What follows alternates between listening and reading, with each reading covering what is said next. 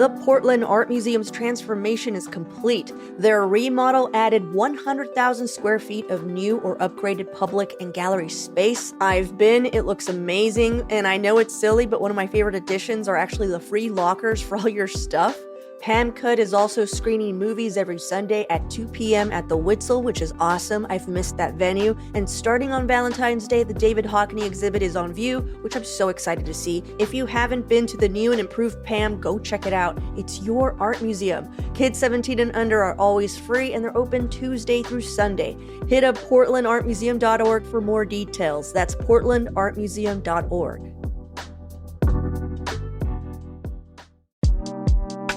Diamore Law Group believes personal injury is about public safety, not just a settlement check. Led by veteran trial attorney Tom Diamore, with over 30 years of experience holding negligent drivers, corporations, and unsafe institutions accountable across Oregon. And clients pay nothing unless they win. If you or someone you love has been seriously injured, call 503-222-6333 or visit diamorelaw.com to schedule a free consultation.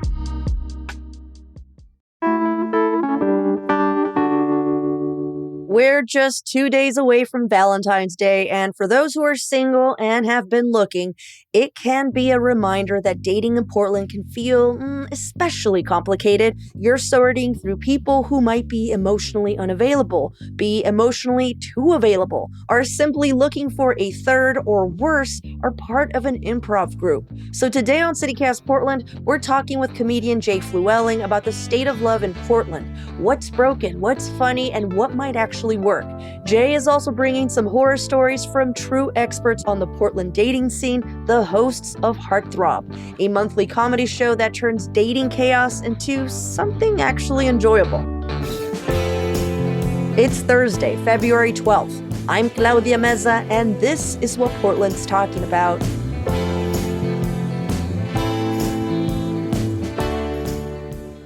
Jay, as a comedian, I imagine you witnessed a lot of first dates. Yeah. I mean, I'm imagining, or just like being out, because I'm assuming you're just also out more often than most of us. I think like comedy show is like third date territory. So it's not like first date, but yeah, I do see there's a lot of dating, and there's a lot of like, well, we've been married for 14 years and we're trying to switch it up. So like I see like the beginnings and the like ends. So with this knowledge, I ask you, is it possible to find love in Portland, do you think? Yes, it's possible to win the lottery. It's possible to find $100 on the ground. It's possible to inherit the earth from a Greek god. It's all possible. Okay. And also, I do want to say that Jay is not just a funny person from Portland. He is a Portlander. He is from here. So everything he's saying is grounded in so much truth and facts, I would say. Yeah. So lived experience. There we go. So what are the worst dating habits that you see in Portland today? Portland has a passivity, and I kind of did some like on the ground research getting ready for this episode, because it's like, my own story was like, no. I always heard my whole life like, no, Portland is the worst place to date. It's awful. It's awful. It's awful. And I was like, no, it's real. It's okay. We can do it. Just keep working. And then like I did come to a place I was like, maybe it's me. Maybe it's the city. I don't know. It's like, it's pretty tough out there. And I think the collective information that I got was like, there's a passivity, and, especially for my straight sisters, where it's like the dudes aren't making the first move. They are not doing anything. They are not reaching out. And even in like the dating app, section of time, there is no like, movement. There's no direction. It's like they have to do everything, which is fine, but it's like you have to make everything happen for yourself, which is, it's like that's true in life as well. So you're basically saying it's just a lot of like awkward middle school first dance energy. Agreed. Of like, are you gonna? I'm not. Are you? Are we? We're gonna stand on the side. Okay, we're just gonna. Is each no be on one? The side. Gotcha. Yeah, no one. No one's gonna do something, and then yeah. So what's your hack for a successful first date then? Well, it has to be short. You have to take the Mm. reins. A good location is important. Shout out to Double Dragon, shout out to Roadside Attraction. Those are really great places. It has to have a good ambiance so that there's a lot of like conversation or like prompts that can just trigger talk to essentially a stranger. But then also you have to be prepared to like interview somebody. And that was also one of my biggest complaints in all the years that I dated. And like I dated like it was a part-time job. Like I was like, no, I'm gonna make this happen. You know, I will always have a date on the books. I'm looking. I'm gonna make this happen for myself. And I just, one of the big things that I noticed is like, wait a minute, I have asked every question and this person has not asked me anything. And it's like, I don't even care if he like flipped it and just asked me the same question I just asked you. Don't care. No, zero. And so it's like that passivity, but then also it's like, I also think that like it's related to the Portland like performer to audience member ratio. I'm sorry, explain. I'm sorry, explain. I think there's a correlation. So it's like Okay. Portland has so many artists, so many performers versus like audience members, where it's like Los Angeles has way more audience than it has performers, but in Portland it's like, oh, I can't come to your show because I've got my bagpipe rehearsal or my recital or my band or my comedy show or like there's nobody to watch anything because everyone's performing to 6 people in a basement. So the same thing I think relates a little bit to the dating thing where it's like everybody thinks that they're the main character. And so I always been humble and it's like, I got cool stuff going on. I'm probably cooler than the person across from me at this dinner table, but I'm going to act just like my scene partner in improv. It's like, I'm going to interview you like you're the most interesting person in the world. I'm going to give you all of my attention. I want to know more about you. And I would think that would be contagious or like reciprocated back. And like, 9 times out of 10, it was like never is. 0, 0, 0, 0. Jay, I'm going to ask, could it just be men? Yes. It could just be men. Okay, just a question. I will say, though, I've never heard of a first date or just dating in general be considered an interview. And that is frightening just because it's my job. And just to think that, like, if I'm dating, the rest of my evening will be another interview. It feels like a lot. And I worry about you now, Jay. You can worry. It's fine. Well, I actually stopped dating like about a year ago. I just made a conscious choice. You just gave up. Yeah, 0. You're the perfect person to talk about horror dating stories then because you're just like, this is how bad it is. I quit dating. So give me that story. Give me the story that basically made you quit dating. I want to hear your worst ever. Like worst dating story ever. Well, the apps, I believe, maybe this is conspiracy theory, but I'm pretty sure I'm right, where it's like the dating apps, like they could give you the perfect match, right away, but they don't because they're a company that wants to make money and capitalism. And all that stuff. God, I love your conspiracy theory that posits, do these apps even want to work for me? No. Want me to find love or success? They don't, because then we wouldn't use them anymore. That is such... Sorry, so but that's true. Hilarious. But what is your worst dating story? All I'm hearing is apps, and that's not a dating story. No, funniest one was like, I matched with this guy, when I was on the apps, it's like, okay, great. I read your profile. We had the appropriate amount of small talk. Like, let's go on a date. Let me set this up. I'm taking the reins, of course. And then it's like, painstakingly, okay, this place, this time, this day. Okay, yes. And at the very end, he says, well, it'd be really annoying if we went through all of this and you didn't show up. Are you going to show up? And I was like, yeah, I'm going to show up. I'm going to show up. Mm-hmm. He's like, okay, great. And then guess who didn't show up? What a him! I was dumbfounded and I'm like there. So that's like the most aggravating one. The funniest project one. Much? Jeez. Project much. It's like, yeah, I'm going to not go. Are you going to not go? And I was like, I'm done. I am done. I put in the effort. I put in the work. And my motto is like, the store is not closed. But if I'm somebody's boyfriend, he has to find me. I'm not looking anymore. Oh, Jay, you asked dating horror stories from 2 of the top experts on Portland dating, who are the co-hosts of the monthly comedy show Heartthrob: The Dream Date Show. For folks who haven't been, What is this show? This show is hilarity with the lens of love, okay? Hosted by the incredible Aaliyah Liebenow and Mac Lee. And they put comedy into the dating space. And it's like the dating show, the classic dating show from the 70s or whatnot, but it's like on crack Portland comedy. And it's just a riot. So they have a guest, their upcoming show, they have Murph Meyer, who's been on Broad City and the Chris Gethard show.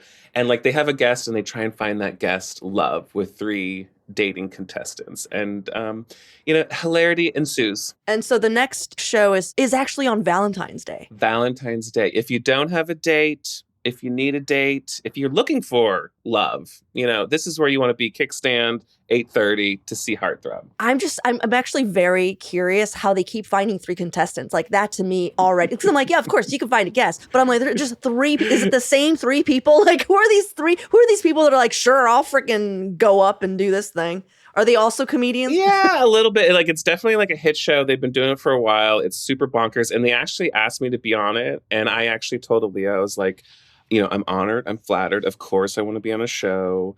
But if I'm going to be on Heartthrob, it's got to be for real. As a guest or as a contestant? As like, I really want you to find me love. And I guess.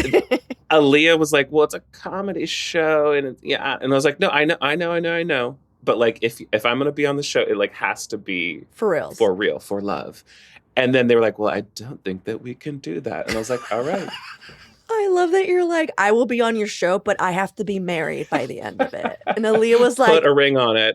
I don't know if I can promise you that. And you're like, well, then fuck you and fuck your show. Yeah, you're dead to me. All right, well, let's take a quick break here. And when we come back, we're going to hear Aaliyah's most awful, terrible date. I can't wait. I cannot wait.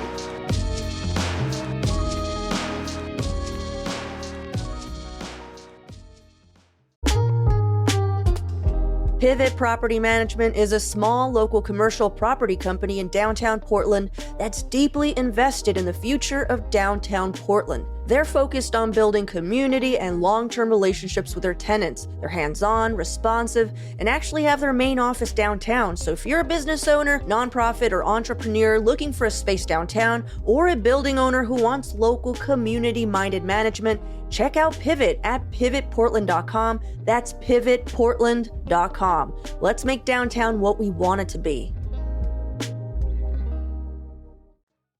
Okay, so the first comedian, Heartthrob co-host, Aaliyah Liebenow, she's been on the show before, but remind us what she's all about. She's an improviser. She's a comedian around town. We love her, and you love her too. All right, well, here's her worst date ever story.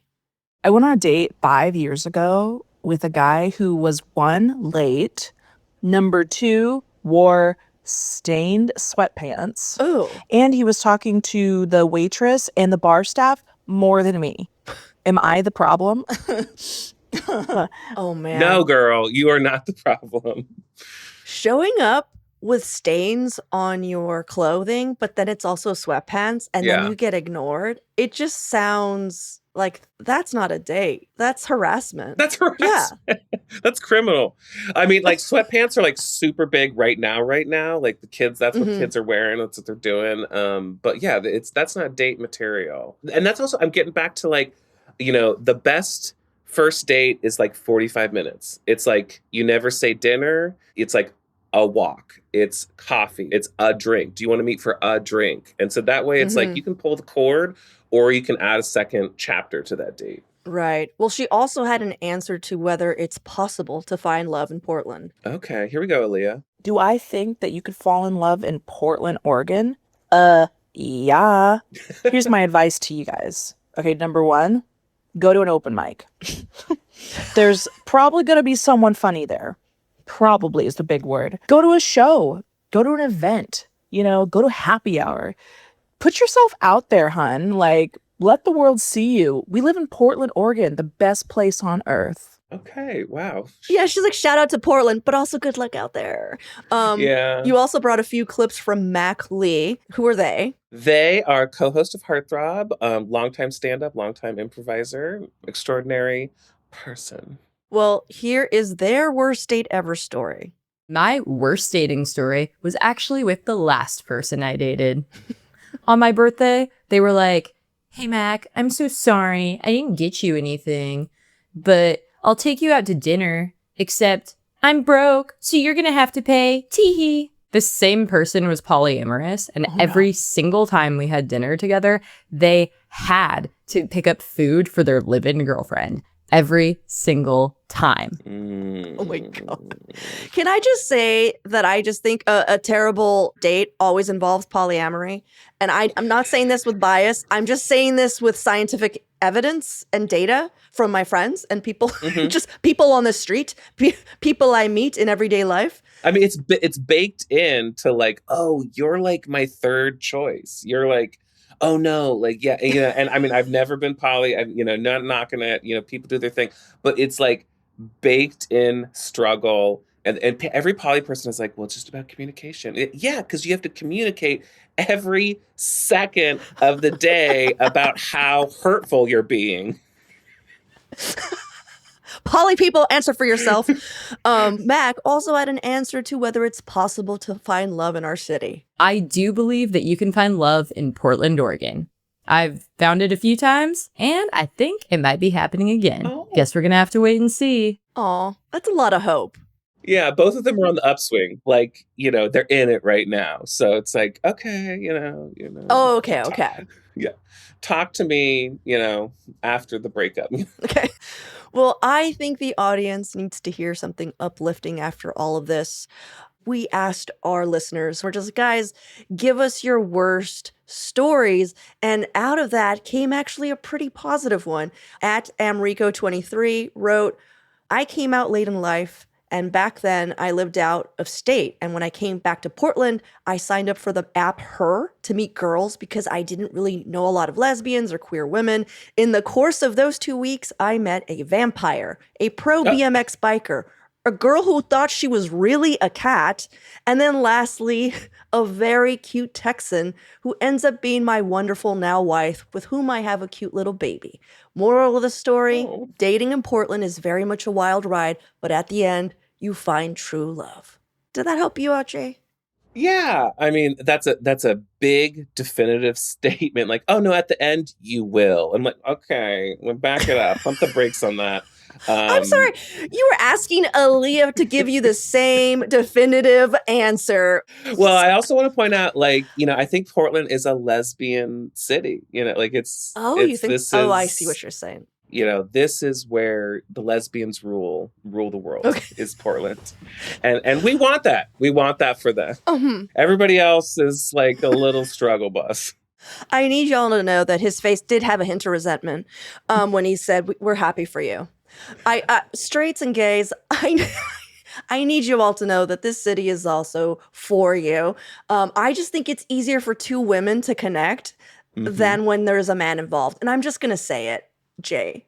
Yeah. And I just think that's the issue sometimes.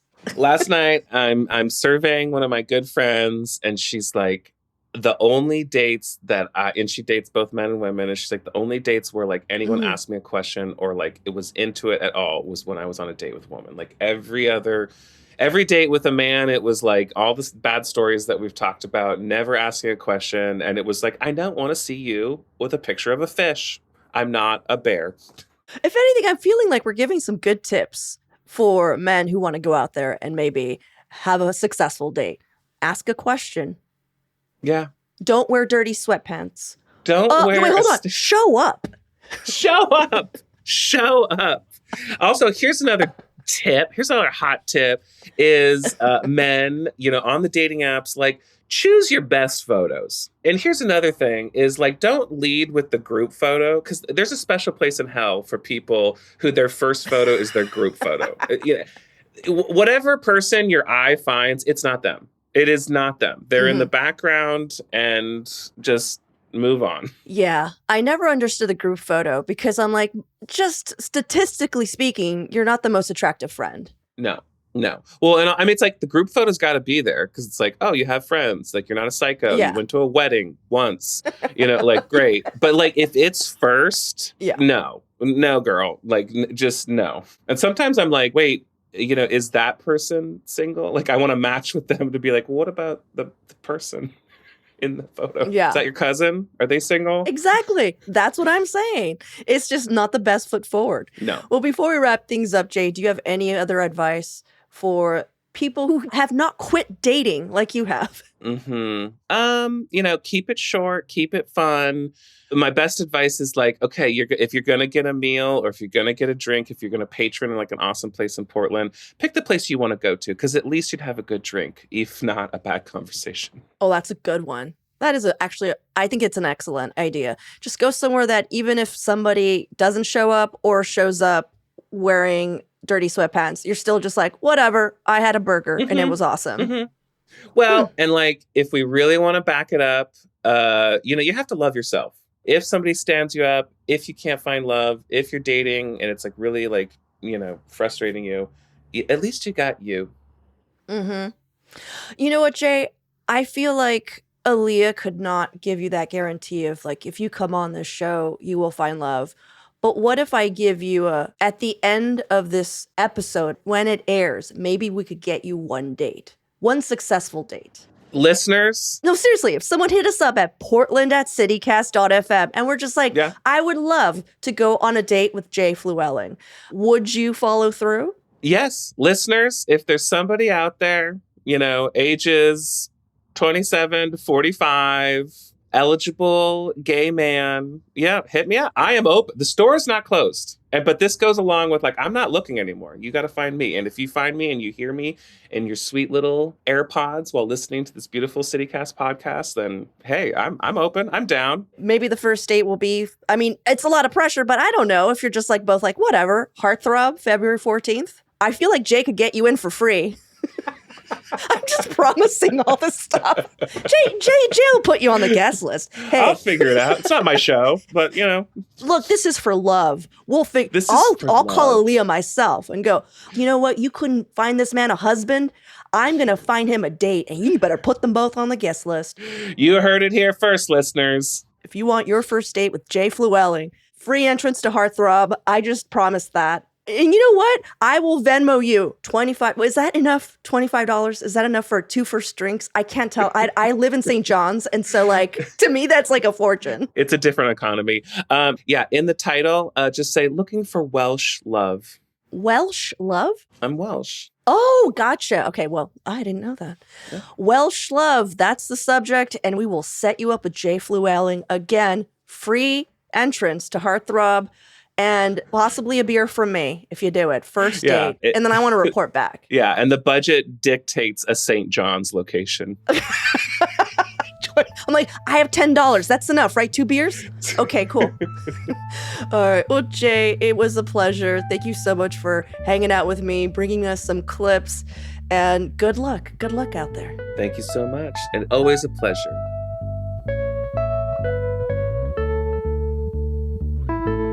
Now for some events happening this week. Every Thursday on the show, we like to bring you a few recommendations to help you plan your weekend, and here's what we got.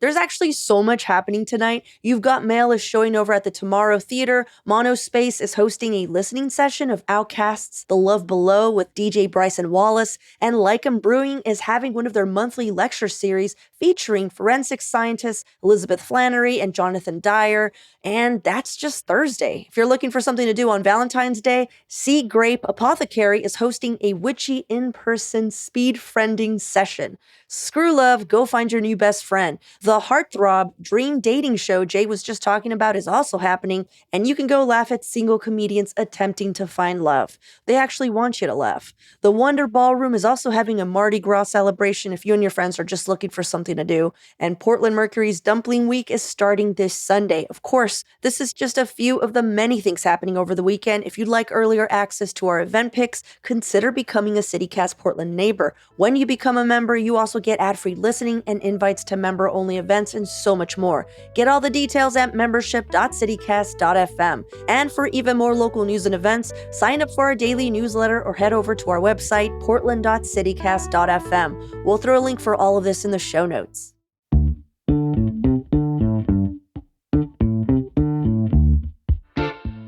That's all for today here on CityCast Portland. Thank you so much for listening. If you enjoyed the show, share it with a friend or rate and leave us a good review. It really helps us out.